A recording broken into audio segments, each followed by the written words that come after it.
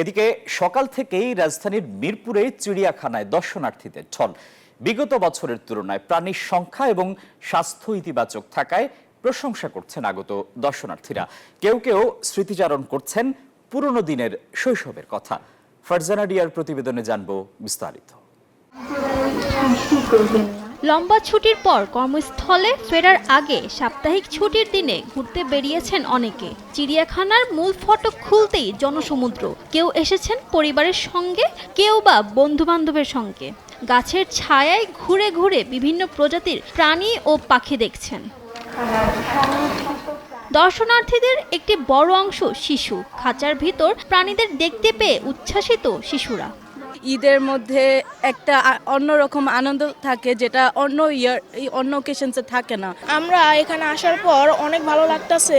আমরা এখন এই যে রয়্যাল বেঙ্গল টাইগারটা দেখছি, এখানে আসার পর আমার অনেক ভালো লাগছে। আমার ভালো লেগেছে। এখানে এসে আমরা রয়্যাল বেঙ্গল টাইগার, পর্কিপাইন, তারপর আরো অনেক বার্ডস আর বান্দর দেখেছি। এখানে এসে আমাকে অনেক ভালো লাগছে। অভিভাবকরা বলছেন শিশুদের মানসিক বিকাশে বিনোদন প্রয়োজন, যেখানে অন্যতম জায়গা চিড়িয়াখানা। প্রাণীগুলো ভালো, সতেজ, হৃষ্টপুষ্ট। আমার যেমন হয় মেইনটেনিংটা ভালো। খুবই ভালো লাগতেছে ছুটির শেষের দিকে। আর বাচ্চা নিয়ে প্রথমবার চিড়িয়াখানা, আমার প্রথমবার আসা। ঘুরতে এসে দেখলাম যে মনটা একটু হালকা হয়ে গেল।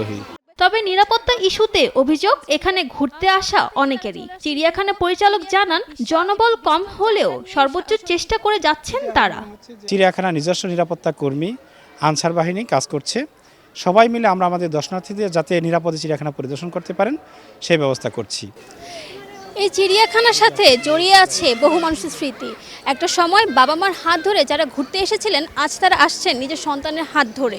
খাঁচার ভেতর ঘুরতে থাকা প্রাণীদের দেখে উচ্ছ্বাসিত সব বয়সী মানুষেরা। ফারজানা রিয়া, নিউজ 24, ঢাকা।